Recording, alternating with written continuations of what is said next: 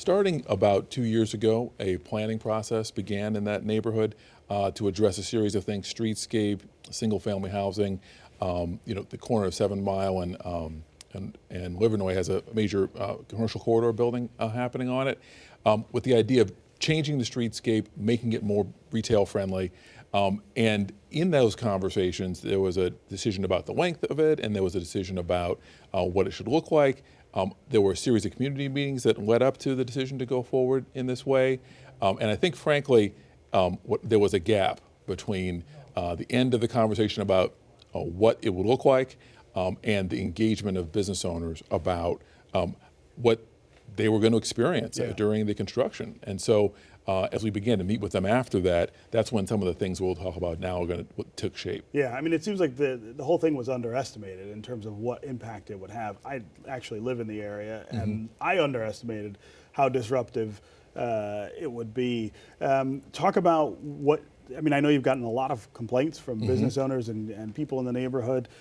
Talk about what you're trying to do now to make sure that that they're taken care of. Sure. So there was that moment where the decision was made to try to get the project to not take a year or over 2 years and have it happen in one construction season, but that really put a lot of vehicles and a lot of equipment on that street working quickly, also on Saturdays. So what we did was we sat, I mean, the conversation's got to start with listening, right? Yeah. So we met at one of the businesses, Good Cakes and Bakes on the street, and frankly, I got to hear in detail everybody's concerns, what their losses were, and then we began to think about what we could do to support them. And then, so we began to host these events called Livernois Soups. They're based on the Detroit soup model that the Build Institute has, where there's a pitch competition effectively, but we made every person who competed a winner in some way, and the host got grant funds. This is a way to get people out on the street as well as providing grant money. And so the second piece was a loan and grant combination. So businesses are eligible for up to $20,000, of which only $8,000 has to be repaid. The other $12,000 is a grant.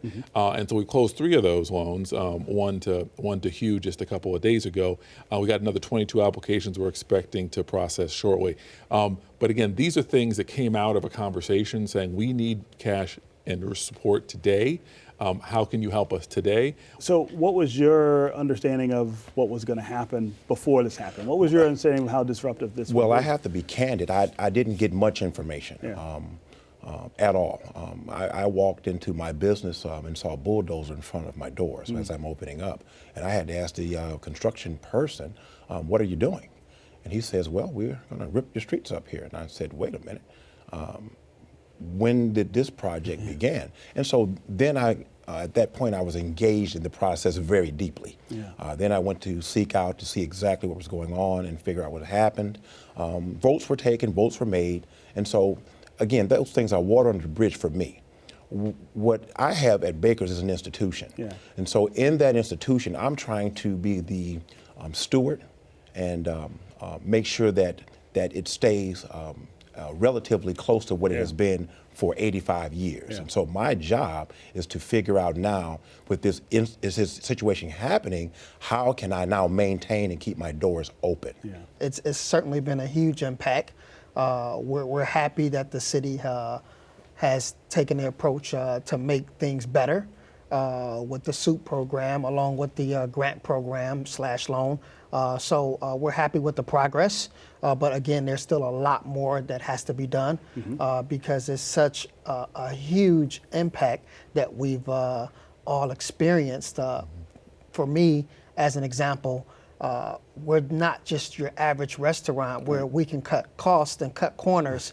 Because we're a white tablecloth fine dining restaurant, we have to be polished and at the best of our game every single day. So we can't go with a different style tablecloth. We can't cut our waiters and waitresses. We can't cut our chefs in the back of the house. Everything has to still be stellar from A to Z. And your inventory, your food products, et cetera. We've lost probably 65, 70% of our sales since the construction.